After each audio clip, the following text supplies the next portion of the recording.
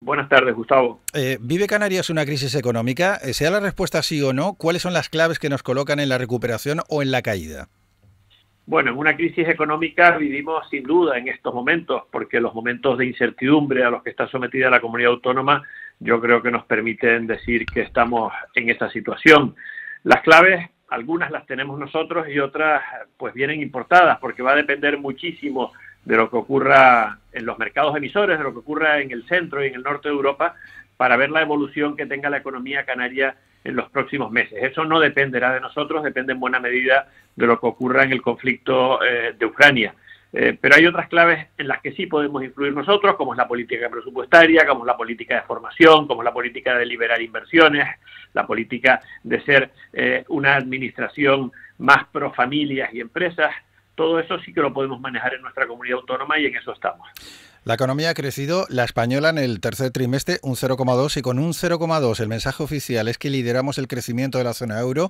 ¿Cómo están los otros? ¿Qué es lo que exactamente crece en España y en Canarias? En el caso de Canarias, la CEO de Tenerife habla de un 3,3% de crecimiento para Canarias en el próximo trimestre. ¿Qué es lo que crece? Aparte del importe de las facturas de cada uno, que eso sí que ha crecido y bastante, ¿eh?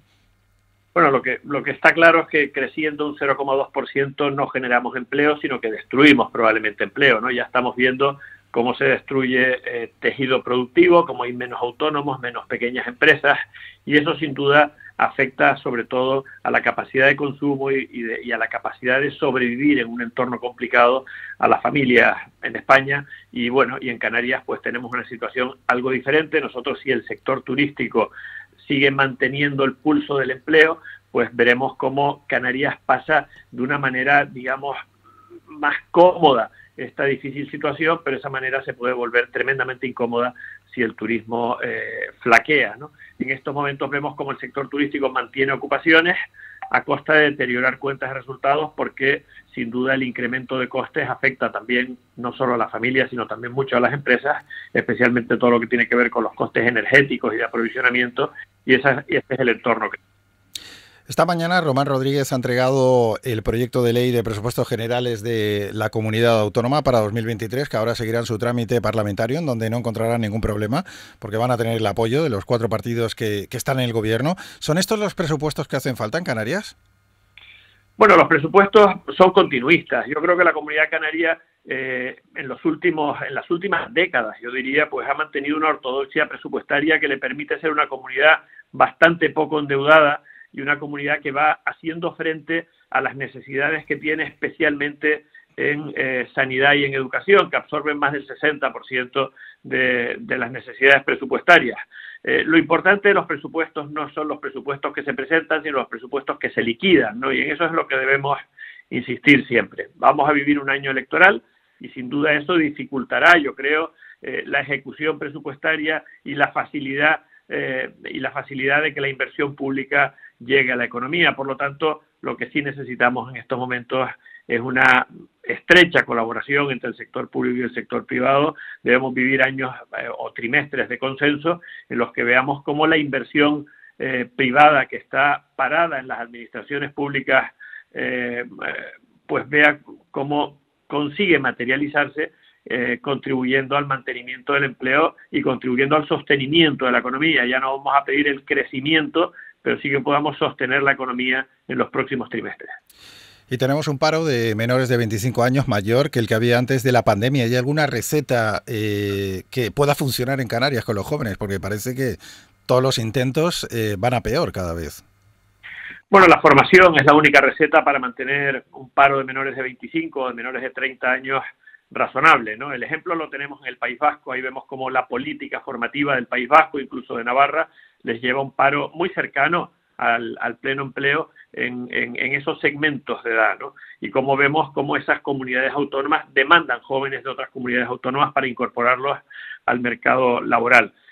Tenemos que hacer un esfuerzo grande en la formación profesional, tenemos que hacer un esfuerzo grande en la formación profesional, incluso no presencial, que está muy limitada en la comunidad canaria, y tenemos que facilitar que la relación entre empresas y el mundo formativo a través de la formación dual profesional pues sea una realidad. Se están haciendo esfuerzos, creo que en Canarias hay centros pioneros a nivel nacional, como puede ser ICSE o como puede ser el propio Grupo Newport, donde la formación profesional está llegando a unos estándares muy altos y ahora lo que hace falta es que los programas formativos sean ágiles, que las administraciones públicas en ese contacto que deben mantener con las empresas sean capaces de diseñar la formación que el mercado necesita para que no nos encontremos con la situación que tenemos en estos momentos de altísimas tasas de desempleo, pero que no conseguimos incorporar canarios a los puestos que se ofertan. El sector hotelero ganó en bruto más de 2.500 millones hasta septiembre, pero dice que están en pérdidas, que tras gastos y nóminas, como todo les ha subido a ellos también, pues que esto es un espejismo. Esto es la serpiente que se muerde la cola, todos trabajando para el turismo, récord de turistas, más plazas aéreas que nunca, y el turismo dice que no gana un duro. O un euro. Bueno, tenemos un sector turístico que ha hecho un tremendo esfuerzo durante los años de cierre, durante los duros años de la pandemia, en los que la inversión fue muy intensa para abrir los establecimientos, no solo cumpliendo los estándares sanitarios que se renovaban y se hacían más estrictos, sino también para que la oferta se adecuase a los gustos de la demanda, a lo que exigía la demanda, y nos encontramos en la reapertura de los mercados con un sector ejemplar, yo diría, a nivel mundial en el segmento de sol y playa, y eso nos ha llevado a ocupaciones muy importantes desde que las restricciones a la movilidad se liberaban. En estos momentos vemos cómo ayuda poco a recuperar los costes de esa inversión, los incrementos de costes que estamos padeciendo, especialmente en el campo de la energía, en el que en la cuenta de resultados de las empresas pues se triplica el componente energético en las cuentas de gastos, ¿no?